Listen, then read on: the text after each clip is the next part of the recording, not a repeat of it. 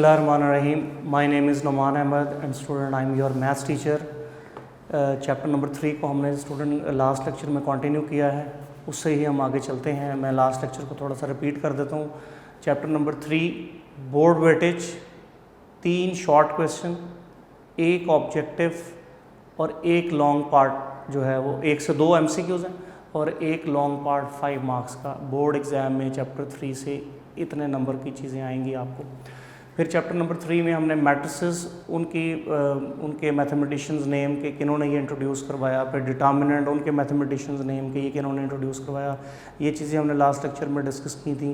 फिर हमने मैट्रिक्स की इनफॉर्मल डेफिनेशन और उसकी रोज़, कॉलम्स, ऑर्डर, ये क्या होता है, इनको डिस्कस किया था. फिर मैट्रिक्स की फाइनल जर्नल डेफिनेशन, आपने जर्नल डेफिनेशन बोर्ड एग्ज़ाम के लिए या किसी भी एग्ज़ाम के लिए प्रिपेयर करनी है. फिर मैट्रिसेस को जब डिफ़ाइन कर लेते हैं तो उनको किन नामों से ज़ाहिर कर सकते हैं हम, उनके एलिमेंट को क्या नेम हम यूज़ कर सकते हैं, यहाँ तक हमने लास्ट लेक्चर में डिस्कस किया था. फिर किसी भी ऑर्डर का अगर आपको जनरल मैट्रिक्स बनाना हो तो आप वो किस तरह बनाएंगे, हमने इसको सीखा था. किसी भी मैट्रिक्स पर्टिकुलर से जनरल एलिमेंट की पोजीशन के रिस्पेक्ट एलिमेंट को अलग करना हो तो वो हम कैसे अलग करते हैं, हमने लास्ट लेक्चर में ये चीज़ें सीखी थी. तो आज हम कंटिन्यू करेंगे इससे आगे. नेक्स्ट जो है वो शॉर्ट फॉर्म ऑफ मैट्रिक्स है. ये आप छोटी क्लासेस में ये नहीं कर रहे थे काम. Short form of a matrix, इसको आप ज़रा लिख लें. ये आपको पेज 81 के लास्ट लाइन के ऊपर ये आपको कुछ फॉर्मेट नज़र आएगा, इसको लिखा हुआ, लेकिन आप प्रॉपर लिख लें short form of a matrix. फिर मैं थोड़ा आपको एक्सप्लेन करता हूँ. The matrix of the form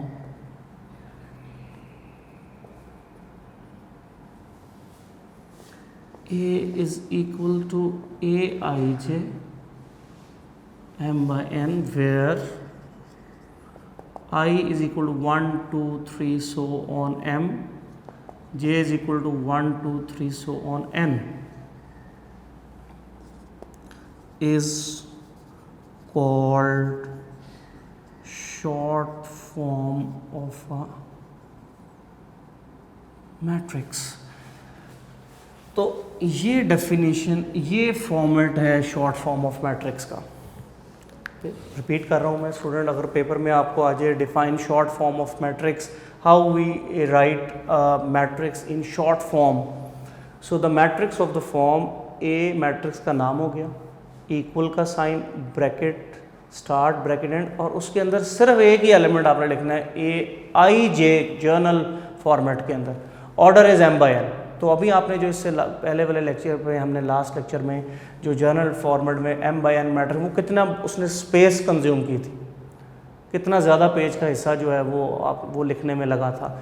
तो अब सिर्फ ये इतना लिखा है तो ये शॉर्ट फॉर्म ऑफ मैट्रिक्स बन गई है कि सिर्फ आपने ए आई जे लिखना है, ऑर्डर बता देना है कि ये m by n ऑर्डर ही है और सिर्फ एंट्री एक ही शो करनी है. तो इसको हम शॉर्ट फॉर्म ऑफ मैट्रिक्स कहते हैं. इसका हमने फ़ायदा क्या लेना है कि हम अब पेज की स्पेस को कम कंज्यूम करना चाहते हैं. इतना बड़ा मैट्रिक्स लिख के हम पेज को जो है वो ज़्यादा स्पेस की जगह कम यूज़ करना चाहते हैं, तो हम some time short form of matrix जो है वो यूज़ किया करेंगे. इसमें हमने फर्दर डिटेल बता दी है कि ये जो फर्स्ट आई, इसको हम डबल सबस्क्रिप्ट कहते हैं. ए के साथ जो नीचे आई जे लिखे हैं ये सबस्क्रिप्ट हैं, इनको डबल सबस्क्रिप्ट कहते हैं. फर्स्ट स्क्रिप्ट आई रोज़ की तादाद को शो कर रहा है, हमें यहाँ से पता है कि m तादाद है, तो ज़ाहिर बात है रोज़ की काउंटिंग 1 से शुरू होती है, first row, second row, third row and up to m row तक. इसी तरह कॉलम के अंदर फर्स्ट, सेकंड, थर्ड एंड फिर n कॉलम तक जाना होगा हमें. तो आई और जे को हमने आगे एलेबोरेट भी करना है with short form of matrix, और सिर्फ मैट्रिक्स इतना सा लिखना है, इसलिए इसको हम शॉर्ट फॉर्म ऑफ मैट्रिक्स कहते हैं. मतलब फॉर एग्जांपल मैं आपको एक एग्जांपल बताता हूँ इसी की, कैसे हम किसी भी मैट्रिक्स को शॉर्ट फॉर्म में लिखते हैं और किसी मैट्रिक्स को हम शॉर्ट से फुल फॉर्म में कैसे आते हैं. मतलब फॉर एग्जांपल एक मैट्रिक्स है A11, A12, A21, A22, so 2 by 2 order है. ये मैट्रिक्स मैंने फुल फॉर्म, मैं इसकी शॉर्ट फॉर्म लिखना चाहता हूँ, तो मैं इसकी शॉर्ट फॉर्म क्या लिखूँगा, शॉर्ट फॉर्म इज, सो ए आई जे बस. सिर्फ एक ए आई जे लिख देंगे और 2/2 ऑर्डर था, यहाँ 2/2 लिखेंगे। अब आपने आई और जे को बताना है। आई फॉर रो है और 2 रोज हैं तो 1 और 2 बस आ जाएगा। जे फॉर कॉलम है तो 2 कॉलम है तो 1 और 2 इसके लिए आ जाएगा। तो ये जो आपने मैट्रिक्स लिखा है ये सारा, तो ये इसकी शॉर्ट फॉर्म हो गई, ये इस मैट्रिक्स की शॉर्ट फॉर्म हो जाएगी। सिमिलरली ये एक एंगल हो गया। सेकंड एंगल ये है कि अगर शॉर्ट फॉर्म में लिखा हुआ है, जैसे यही शॉर्ट फॉर्म में है, मैं इसको आपको फुल फॉर्म में एक्सप्लेन करना चाहता हूँ कि शॉर्ट फॉर्म में दिया हुआ है, आप इसको फुल फॉर्म में लेके आएंगे तो फिर कैसे है, फुल फॉर्म क्या हो जाएगी इसकी, ये मैंने शॉर्ट फॉर्म में इसकी बनाई थी। फुल फॉर्म में क्या होगा कि आपने यहाँ से चलना है, आई रो है, आई की वैल्यू यहाँ लगाएंगे फर्स्ट रो और जे की वैल्यू पहली लेंगे फर्स्ट, फिर आई फिक्स जे की दूसरी वैल्यू लेंगे फर्स्ट और सेकंड आ जाएगा। सो फर्स्ट रो आई की वैल्यू फिक्स कर देंगे और जे की सारी वैल्यू के साथ उसको रोटेट करेंगे। सो A11 A12 क्लियर स्टूडेंट। फिर आप जे की वैल्यू 2 लेके फिक्स कर देंगे और उसको आई की वैल्यू 2 फिक्स कर देंगे और जे की वैल्यू के साथ उसको रोटेट करेंगे। तो इस तरह शॉर्ट फॉर्म से वापस फुल फॉर्म में भी आ सकते हैं और फुल फॉर्म से शॉर्ट फॉर्म में भी आ सकते हैं। दोनों फॉर्मेट आपको पता होना चाहिए। मैं रिपीट कर देता हूँ कि एक मैट्रिक्स है वो फुल फॉर्म में लिखा है, उसके अंदर सारे एंट्रीज अलग अलग शो हो रही हैं। शॉर्ट फॉर्म उसकी क्या होगी कि आपने सिर्फ ए आई जे लिख देना, बस जो ऑर्डर है वो लिख के आई और जे को आगे स्पेसिफिक करना है कि आई कौन है, जे कौन है, आई कितनी रोज़ हैं, जे कितनी कॉलम हैं, तो उनकी तादाद आगे लिखनी होगी। और शॉर्ट फॉर्म से फुल फॉर्म में आना होगा तो कैसे चलते हैं, आई रोज़ है, आई की वैल्यू 1 पहले फिक्स करेंगे और उसकी जे की वैल्यू के साथ रोटेट करेंगे। 1 को मतलब पहली रो ही बनती जाएगी जब तक जे की सारी वैल्यू कंप्लीट नहीं हो जाएंगी। फिर आई की वैल्यू 2 यानी सेकंड रो को फिक्स कर लेंगे और सेकंड रो ही बनती जाएगी जब तक जे की सारी वैल्यूज़ कंप्लीट नहीं हो जाएंगी। इस तरह आप शॉर्ट फॉर्म से फुल फॉर्म में भी आ सकते हैं। तो स्टूडेंट पेज 81 के लास्ट लाइन के अंदर ये फॉर्म लिखी हुई है, इसको हम शॉर्ट फॉर्म ऑफ मैट्रिक्स कहते हैं। अपनी आसानी के लिए आपने इसका नाम ये प्रिपेयर करना है, एक्सरसाइज में ये यूज़ होगा। Clear? Hopefully all of you understand short form, how we write a matrix in short form. तो स्पेस को जो है वो कम करने के लिए जो है वो हम ये शॉर्ट फॉर्म यूज़ करते हैं कि मैट्रिक्स बहुत बड़ा है और वो काफ़ी स्पेस कंज्यूम कर रहा है, तो हम उस चीज़ को ओवरकम करने के लिए हम कम स्पेस को कम यूज़ करने के लिए शॉर्ट फॉर्म को हम यूज़ करते हैं। नेक्स्ट जो हमारा आर्टिकल है वो है टाइप्स ऑफ मैट्रिक्स।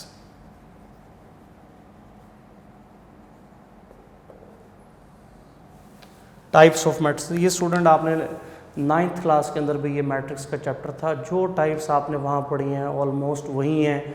आपने जिनको स्टूडेंट्स को वो डेफिनेशंस याद हैं अपनी लास्ट क्लास वाली 9th क्लास के अंदर भी जो ये चैप्टर था उसके अंदर वही चीज़ें जो हैं वो इसके अंदर भी हैं। काफ़ी फेमिलियर चीज़ें हैं चैप्टर 3 के अंदर आपकी 9th क्लास से रिलेटेड। तो सारी टाइप्स आपने वही प्रिपेयर करनी है। आप सब लोग आ जाएँ स्टूडेंट्स पेज नंबर 82 के ऊपर, 82 पेज के ऊपर आ जाए। ये आपको 82 पेज के ऊपर ये टाइप्स मिलेंगी। 82 पेज से लेकर स्टूडेंट ये आपके पेज नंबर जो है वो तकरीबन 86 तक, पेज नंबर 82 से लेकर पेज नंबर 84 तक जो हैं वो आपकी ये टाइप्स हैं। ये आपने जस्ट इसको रीड कर लेना है। एक दफ़ा मैं एक दफ़ा गो थ्रू कर देता हूँ। मसलन नंबर 1 पे आपको रियल मैट्रिक्स का पता होना चाहिए किसे कहते हैं। जनरल गो थ्रू बस मैं कर रहा हूँ क्योंकि ये सारी चीज़ें आपने पहले पढ़ी हुई हैं, क्योंकि चैप्टर के अंदर और बहुत इंपॉर्टेंट चीज़ें हैं जो हमने पढ़नी है, तो हम सिर्फ इसको गो थ्रू कर रहे हैं। Types of matrix. Real matrix क्या होता है? ऐसा मैट्रिक्स जिसकी एंट्रीज रियल नंबर में से ली जाए। मतलब फॉर एग्ज़ाम्पल आपने एंट्रीज 2 3 स्क्वायर रूट ऑफ 2, तो ये सारी रियल नंबर्स हैं। ये भी रियल नंबर है, ये भी रियल नंबर है, ये भी रियल नंबर है, ये भी रियल नंबर है, तो लिहाजा इस मैट्रिक्स को हम रियल मैट्रिक्स कहेंगे। कॉम्प्लेक्स मैट्रिक्स है। कॉम्प्लेक्स मैट्रिक्स का हो गया ऐसा मैट्रिक्स जिसमें एटलीस्ट 1 एंट्री कॉम्प्लेक्स नंबर हो। कॉम्प्लेक्स मैट्रिक्स क्या होगा? ऐसा मैट्रिक्स जिसमें कम से कम एक एंट्री कॉम्प्लेक्स नंबर की हो जाए उसको हम कॉम्प्लेक्स मैट्रिक्स कहेंगे। फॉर एग्जांपल आयोटा 2 3 4, तो इसमें ये आयोटा इन्वॉल्व हो गया है तो इसलिए इसको हम कॉम्प्लेक्स मैट्रिक्स भी कहेंगे। एक से ज़्यादा एंट्रीज भी इन्वॉल्व हो सकती हैं, iota 1 minus iota 3, so this is also a complex matrix. Okay, इसके अंदर कॉम्प्लेक्स नंबर इन्वॉल्व हो गए हैं तो इनको हम कॉम्प्लेक्स मैट्रिक्स कहेंगे। इसी तरह नेक्स्ट जो है वो इसमें आपकी सीक्वेंस इज नॉट इम्पॉर्टेंट, कोई भी आप सीक्वेंस कर लें। जैसे रो मैट्रिक्स आ रहा है, ऐसा मैट्रिक्स जिसमें एक ही रो हो लेकिन कॉलम की तादाद लातादाद हो सकती है तो उसको हम रो मैट्रिक्स कहेंगे। जैसे 2 3 4, एक ही रो है और कॉलम 3 है, सो ऑर्डर इज 1/3, तो एक रो का होना इसको रो मैट्रिक्स बना रहा है। Sometime row matrix is also called row vector.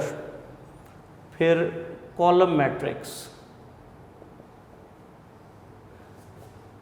ऐसा मैट्रिक्स जिसमें सिर्फ एक ही कॉलम हो, 1 2 3 एक वर्टिकल अरेंजमेंट ऑफ नंबर्स है तो इसको हम कॉलम मैट्रिक्स कहेंगे। सो ऑर्डर इज 3/1, तो सेकंड नंबर पे कॉलम की तादाद होती है वो एक है तो उसको हम कॉलम मैट्रिक्स कहेंगे, और फर्स्ट नंबर पे रोज होती हैं, रोज एक है तो उसको हम रो मैट्रिक्स कहेंगे। फिर इसी तरह rectangular matrix,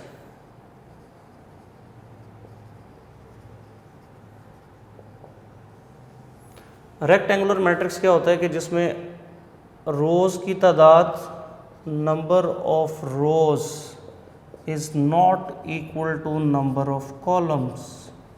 proper definition book पे बड़ी अच्छी लिखी हुई हैं, आपने वहाँ से ही उनको मेमोराइज करना है। शॉर्ट क्वेश्चन में 1-2 डेफिनेशन भी पेपर में आ जाती है। So topic is types of matrices. तो इसके अंदर रियल मैट्रिक्स जिसके एंट्रीज रियल नंबर हों, complex matrix at least 1 entry belongs to the complex number तो वो कॉम्प्लेक्स मैट्रिक्स बन जाएगा। रो मैट्रिक्स जिसमें सिर्फ एक रो हो, कॉलम मैट्रिक्स जिसमें सिर्फ एक कॉलम हो, रेक्टेंगुलर मैट्रिसेस जिसमें रोज़ की तादाद कॉलम की तादाद के इक्वल ना हो तो वो रेक्टेंगुलर मैट्रिक्स बन जाएगा। जैसे अगर किसी मैट्रिक्स का ऑर्डर 2/3 है तो इसमें रोज़ 2 हैं, कॉलम, तो ये जो भी कोई मैट्रिक्स होगा वो रेक्टेंगुलर कहलाएगा बिकॉज इसमें रोज़ और कॉलम की तादाद इक्वल नहीं होगी। इसी तरह नेक्स्ट है स्क्वायर। स्क्वायर मैट्रिक्स जिसमें number of rows is equal to number of columns. एक मैट्रिक्स है उसके अंदर 2 रोज और 2 कॉलम्स हैं 2/2, तो इसका मतलब है कि ये स्क्वायर मैट्रिक्स है। स्क्वायर बेसिकली हम इसलिए कह रहे होते हैं कि अगर आप इन नंबर्स को ज्वाइन कर दें तो एक स्क्वायर शेप बन रही होती है, तो इस बेस पे हम इनको स्क्वायर मैट्रिक्स कह रहे होते हैं। तो जब स्क्वायर मैट्रिक्स आ जाते हैं तो 2/2 को हम जस्ट ऑर्डर ऑफ 2 भी कह सकते हैं। ऑर्डर ऑफ 2 मींस A2 लिख कह देंगे। अगर हम इस मैट्रिक्स को A2 लिख देंगे तो इसका मतलब है कि ये एक 2/2 का जनरल 2/2 का मैट्रिक्स है, स्क्वायर मैट्रिक्स है। तो 2/2 लिखने की बजाय सिर्फ 2 भी लिख देंगे अगर हम, तो इसका मतलब होगा कि वो 2/2 का मैट्रिक्स है। स्क्वायर मैट्रिक्स में ये आपके पास है रायत कि अगर आप 2/2 है, 3/3 है, 4/4 है तो वो 4/4 लिखने की बजाय आप ऑर्डर 4 मैट्रिक्स कह दें, ऑर्डर 3 मैट्रिक्स कह दें, तो अंडरस्टूड होगा कि उसमें रोज़ भी 3 हैं, कॉलम भी 3 हैं। क्लियर हो गया स्टूडेंट? स्क्वायर मैट्रिक्स है। नेक्स्ट जो है वो आपके पास आ जाता है जी एक मैट्रिक्स नंबर 7 पे डायगोनल मैट्रिक्स है।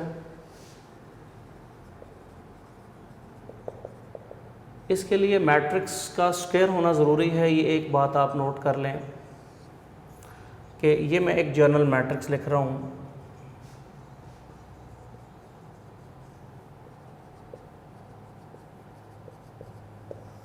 ये एक मैंने 3/3 ऑर्डर का स्क्वायर मैट्रिक्स लिखा है। तो पहले ये नोट कर लें कि ये जो एलिमेंट्स होते हैं जिनके अंदर स्क्रिप्ट पोजीशन इक्वल होती है 1 1 2 2 3 3, स्टूडेंट ये इसको ज़रा देख लें केयरफुली। ये डायगोनल मैट्रिक्स की डेफिनेशन से पहले आपको क्या पता होना चाहिए कि अगर सपोज़ हमारे पास एक 3/3 का जो है वो स्क्वायर मैट्रिक्स है तो इसकी जो ये वाली एंट्रीज हैं जो इस फॉर्मेट में अरेंज हैं 1 1 2 2 3 3, जिनमें आई और जे की वैल्यू इक्वल ली जाएंगी, इन एलिमेंट से जो आपके पास अरेंजमेंट बन रही है उसको हम प्रिंसिपल डायगोनल कहते हैं।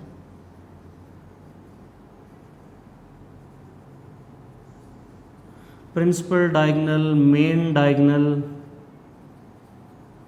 इनको हम diagonal entries, main diagonal entries of matrix भी कहेंगे। और ये तीनों एलिमेंट मिलके इस वक्त जो अरेंजमेंट बना रहे हैं उसको हम मेन डायगोनल या प्रिंसिपल डायगोनल भी हम यहाँ, लीडिंग डायगोनल भी हम यहाँ पे कहेंगे।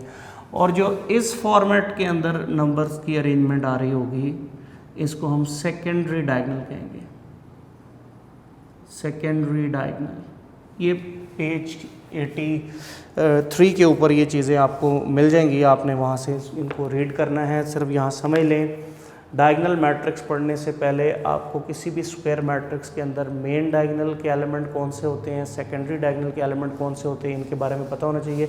जिनमें ये स्क्रिप्ट की पोजीशन सेम होती है वो प्रिंसिपल डायगोनल, मेन डायगोनल, और जो दूसरा डायगोनल और दूसरे कॉर्नर्स को इस ब्रैकेट के अपवर्ड को इस ब्रैकेट के डाउनवर्ड से ज्वाइन करने वाले जो एलिमेंट बनेंगे उनको हम सेकेंडरी डायगोनल एलिमेंट्स कहेंगे। लेकिन लेटर ऑन आपको एक बात बता दूं कि जब भी हम डायगोनल एंट्रीज़ की बात करेंगे तो वो हम मेन डायगोनल वाली एंट्रीज़ को ही कंसिडर मेनली कर रहे होंगे। सेकेंडरी का नाम अगर यूज़ होगा तो हम उन एलिमेंट को यूज़ करेंगे।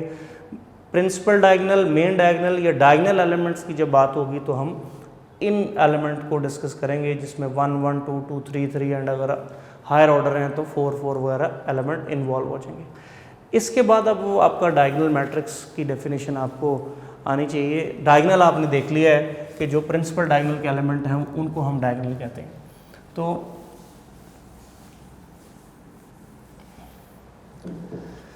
डायगोनल मैट्रिक्स क्या होगा?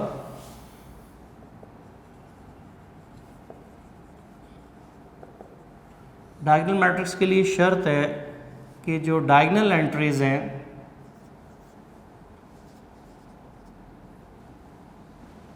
वो at least one entry is present non zero, at least one entry is non zero, remaining all are zero. Other entries सारी ज़ीरो होनी चाहिए लेकिन डायगोनल एंट्रीज कम से कम एक जो है वो ज़ीरो नहीं होनी चाहिए। तो उस मैट्रिक्स को हम जो है वो डायगोनल मैट्रिक्स कहेंगे, मेन डायगोनल मैट्रिक्स कहेंगे। इसी तरह एक और एग्जांपल देख लें, ये एटलीस्ट की शर्त है तो इसलिए एक और एलिमेंट जो है वो इसके अंदर मौजूद हो सकता है, बाकी ज़ीरो हो जाए। तो मेन डायगोनल के अंदर इसमें दो एंट्रीज़ हैं तो ये भी प्रिंसिपल डायगोनल यानी ये भी डायगोनल मैट्रिक्स ही कहलाएगा। सिमिलरली तीनों एलिमेंट भी प्रेजेंट हो सकते हैं।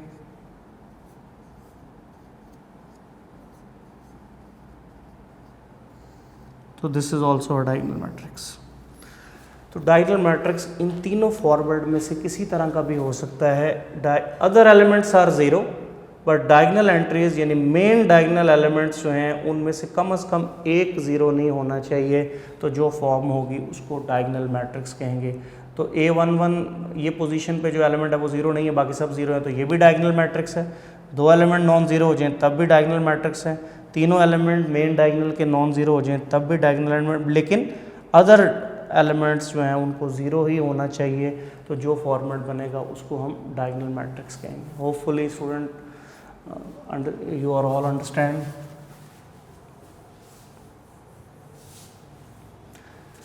इस तरह डायगोनल मैट्रिक्स के बाद आ जाता है स्केलर मैट्रिक्स।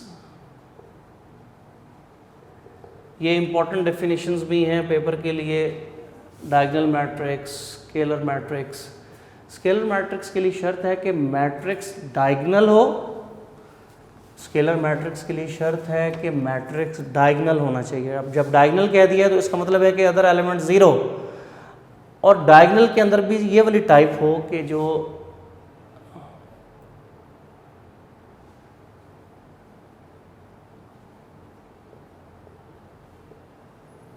मेन डायगोनल के एलिमेंट हैं वो सारे प्रेजेंट हो और सारे सेम हो, तो उसको हम स्केलर मैट्रिक्स कहते हैं। स्केलर मैट्रिक्स क्या होगा कि मेन डायगोनल के सारे एलिमेंट प्रेजेंट हों और सेम भी हों, जैसे मैंने के लिख दिया है, other elements are zero, so this type of matrix is called scalar.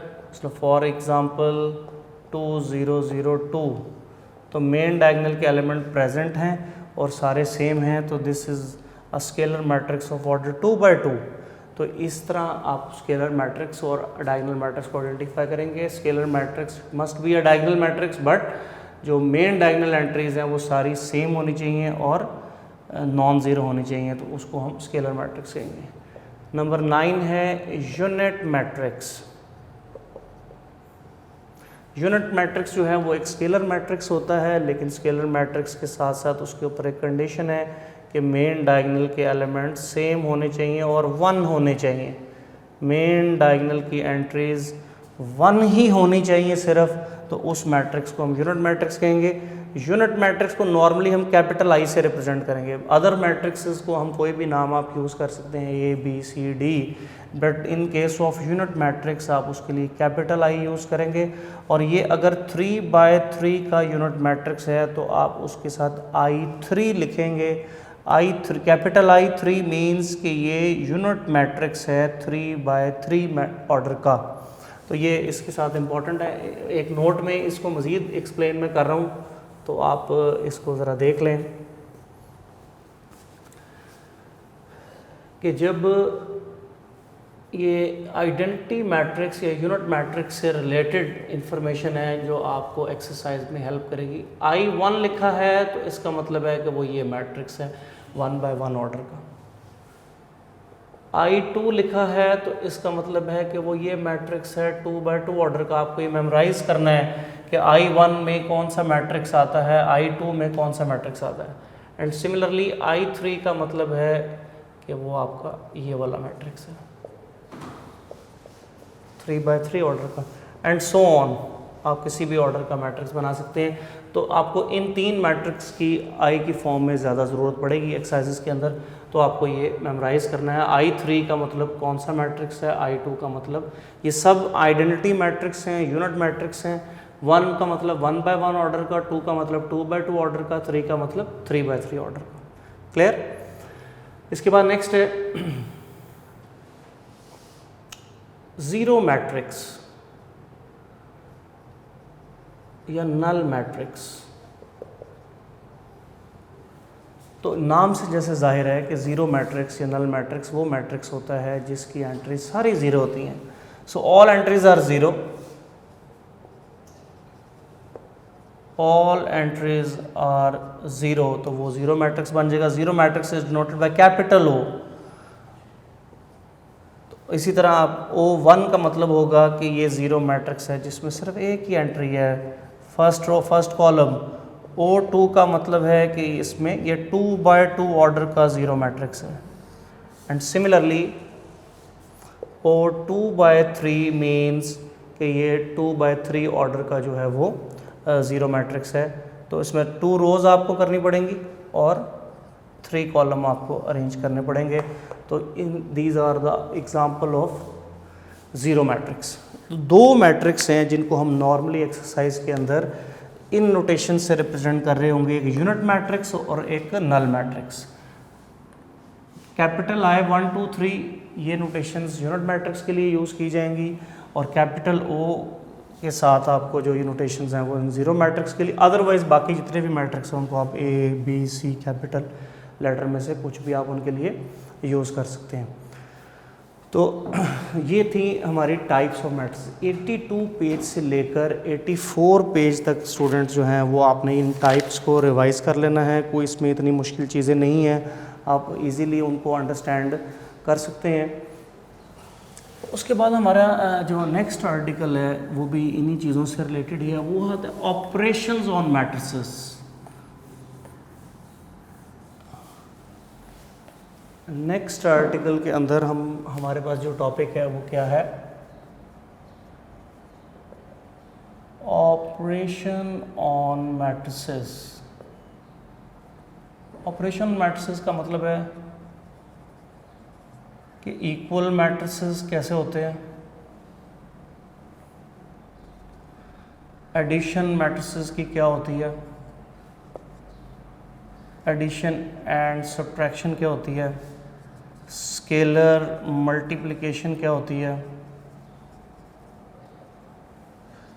Transpose किसे कहते हैं, मल्टीप्लाई कैसे करते हैं मैट्रिसेस को, मल्टीप्लिकेशन ऑफ मैट्रिसेस,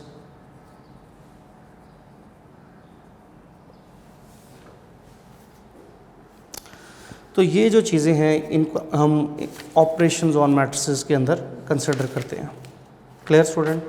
तो इनको थोड़ा सा मैं एक्सरसाइज के क्वेश्चंस के साथ ही बेसिकली डिस्कस करेंगे। ये आपने पेज नंबर 85 से ऑनवर्ड पेज नंबर 87 तक, पेज नंबर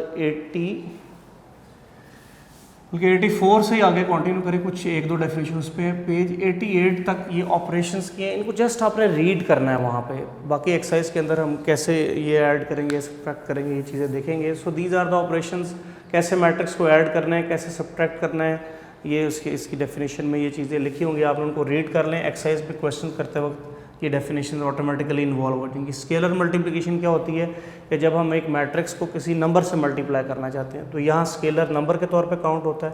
ट्रांसपोज क्या होता है कि हम रो को कॉलम में चेंज करना होता है, किसी मैट्रिक्स की रोज को कॉलम में चेंज कर देने को हम ट्रांसपोज कहते हैं। Multiplication of matrices, this is very important,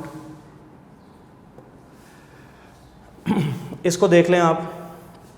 multiplication of matrices के लिए रूल है इसकी डेफिनेशन में कि जो दो मैट्रिक्स आपने मल्टीप्लाई करने हैं तो number of rows of first matrix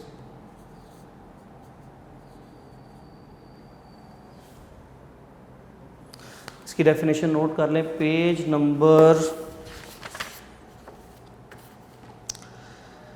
87, multiplication of matrix, number of column of first matrix is equal to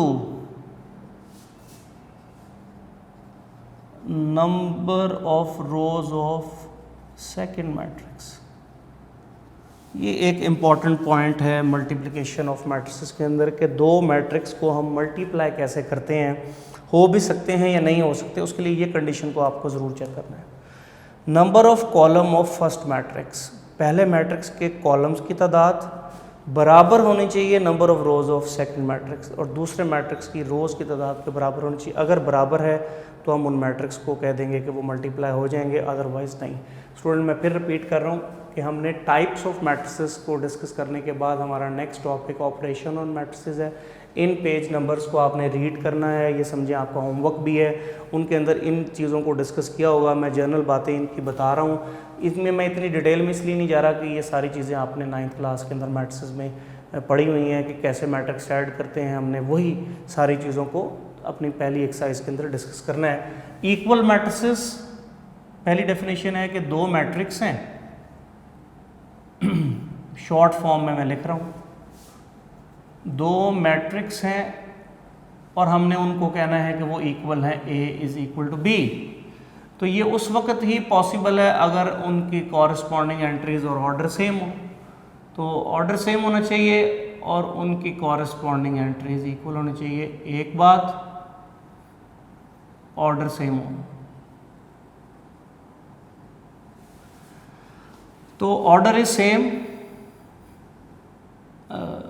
equal matrices हैं। Number 1 condition order is same, number 2 is corresponding element is same. तो ये दो conditions अगर fulfil कर रही हैं तो उन मैट्रिक्स को हम इक्वल मैट्रिक्स कहेंगे। एडिशन और सब्ट्रैक्शन के लिए रूल है, ऑर्डर सेम होना चाहिए तो हम ऐड भी कर सकते हैं, सब्ट्रैक्ट भी कर सकते हैं। सिमिलरली स्केलर मल्टीप्लिकेशन है, स्केलर मल्टीप्लिकेशन के अंदर एक मैट्रिक्स को आप किसी नंबर से मल्टीप्लाई करेंगे तो वो स्केलर मल्टीप्लिकेशन कहलाएगा। ट्रांसपोज में हम करते हैं, रोज़ को कॉलम में चेंज कर देते हैं, उसको हम ट्रांसपोज कहते हैं। Multiplication of matrices are important, हर मैट्रिक्स को आपस में हम मल्टीप्लाई नहीं कर सकते, लेकिन ये कंडीशन को जो मैट्रिक्स फुलफिल करेंगे उनको हम मल्टीप्लाई कर सकते हैं। Number of column of first matrix is equal to number of rows of second matrix. अगर ये कंडीशन दो मैट्रिक्स फुलफिल कर रहे हैं तो हम ये कहेंगे कि वो दोनों मैट्रिक्स आपस में मल्टीप्लाई हो सकते हैं। इससे रिलेटेड एक छोटा सा ऑब्जेक्टिव है, उसको स्टूडेंट समझ लें, और ये पेपर में अक्सर आता है, इसके एमसीक्यूज भी बनता है। वो आर्टिकल क्या है स्टूडेंट कि एक मैट्रिक्स है, उसको ऑर्डर है सपोज 2/3। एक मैट्रिक्स बी है, उसको ऑर्डर है 3/4। अब हमने ये स्टूडेंट देखना है कि क्या ये मैट्रिक्स मल्टीप्लाई हो सकते हैं, और मल्टीप्लाई में हमें ए बी रिक्वायर्ड है, ए पहले है बी बाद में है। तो ये डेफिनेशन कहती है कि number of column of first matrix A है, उसके कॉलम्स की तादाद काउंट करें, वो 3 है, and number of rows of second matrix, तो उसकी रोज़ की तादाद हम देखेंगे वो क्या है, वो भी 3 है। अगर ये इक्वल हैं तो यस प्रोडक्ट इज़ पॉसिबल, तो आप कहेंगे कि इनका प्रोडक्ट पॉसिबल है AIJ इंटू BIJ। और नया ऑर्डर क्या आएगा, जो मल्टीप्लाई के बाद जो मैट्रिक्स हासिल होगा उसका ऑर्डर क्या होगा, ये जो दो वैल्यूज़ बच गई हैं 2/4, यानी नए मैट्रिक्स का ऑर्डर पुराने मैट्रिक्स के ऑर्डर को देख के ही आप बता सकते हैं, विदाउट मल्टीप्लिकेशन, यानी आप बिफोर मल्टीप्लिकेशन ही ऑर्डर बता सकते हैं फाइनल मैट्रिक्स का। जो यहाँ से वैल्यू बच जाए, जो यहाँ से वैल्यू बच जाए, वो नए मैट्रिक्स का ऑर्डर होगा। तो ये एज ए MCQs पेपर में क्वेश्चन आ जाता होता है। सिमिलरली अगर मैं BA फाइंड करना चाहता हूँ तो B मैट्रिक्स अब पहले है, तो B मैट्रिक्स में नंबर ऑफ कॉलम 4 है और नंबर ऑफ रोज 2 है, तो ये इक्वल नहीं है, तो आप लिखेंगे प्रोडक्ट नॉट पॉसिबल। फिर स्टूडेंट मैं इसको रिपीट कर देता हूँ इस एग्जांपल को, ये आपको पेपर के अंदर एज ए ऑब्जेक्टिव आ जाता है क्वेश्चन। एक मैट्रिक्स ए है, उसका ऑर्डर 2/3 है, एक मैट्रिक्स बी है, उसका ऑर्डर 3/4 है। हमें इनका प्रोडक्ट चाहिए ए पहले बी बाद में, इस फॉर्मेट में ए बी रिक्वायर्ड। ए पहले है तो आपने ए में कॉलम की तादाद देखनी है 3, बी बाद में है आपने बी में रोज की तादाद देखनी है, सेम इधर भी 3 है इधर भी 3 है। अगर सेम होगा तो प्रोडक्ट पॉसिबल, तो आप उनको मल्टीप्लाई कर लेंगे। मल्टीप्लाई करने के बाद मैट्रिक्स का ऑर्डर क्या आएगा, वो आप प्रीवियस मैट्रिक्स के ऑर्डर को देख के ही जज कर सकते हैं। जो वैल्यू यहाँ से बच गई है, जो टेस्ट में काउंट नहीं हुई, यहाँ से 2 रह गया, यहाँ से 4, सो 2/4 जो है वो आपके नए मैट्रिक्स का ऑर्डर होगा। इस तरह आप किसी भी प्रोडक्ट वाले मैट्रिक्स का ऑर्डर बता सकते हैं। फिर मैंने इन्हीं दो मैट्रिक्स में मैं BA प्रोडक्ट फाइंड करना चाहता हूँ। अब B पहले है A बाद में है, तो B पहले है तो B का ऑर्डर है 3/4, तो आपने B के कॉलम की तादाद देखनी है इस डेफिनेशन के मुताबिक। Number of column of first matrix 4 है और number of rose in second matrix वो 2 है, तो ये 4 और 2 इक्वल नहीं होते हैं, तो लिहाजा प्रोडक्ट नॉट पॉसिबल क्वेश्चन यहाँ ही कंप्लीट हो जाएगा। तो इस पैटर्न से जो है वो आप इन क्वेश्चंस को देखेंगे, इन टाइप्स को देखेंगे, इन ऑपरेशंस को स्टूडेंट देखेंगे। तो 3 चैप्टर के अंदर जो हमने आज के लेक्चर में कंप्लीट किया है वो आपने 88 पेज तक आप इसको रीड करें। इसमें टाइप्स आ जाती हैं, इसके अंदर ऑपरेशंस आ जाते हैं, तो ये सारी चीज़ें थोड़ी सी रिवाइज़ करें। आपको इंशाल्लाह नेक्स्ट क्लास के अंदर हम एक्सरसाइज स्टार्ट करेंगे। इतने टॉपिक्स जो हमने पढ़े हैं, इन्हीं की बेस पे जो एक्सरसाइज में क्वेश्चंस हैं उनको हम डिस्कस करेंगे कि मैट्रिक्स ऐड कैसे करते हैं, मल्टीप्लाई कैसे करते हैं, सब्ट्रैक्ट कैसे करते हैं, स्केलर मल्टीप्लिकेशन मैट्रिक्स कैसे करते हैं, इक्वल मैट्रिक्स कैसे लेते हैं। तो इनसे रिलेटेड हमारी एक्सरसाइजेज हैं। तो इंशाल्लाह हमने नेक्स्ट लेक्चर में हम अपनी 3.1 एक्सरसाइज स्टार्ट करेंगे इन टॉपिक्स की बेस पे। So thank you very much student, Allah हाफिज़। उम्मीद करता हूँ कि आप सब लोग अपनी सेहत का ख्याल रखेंगे।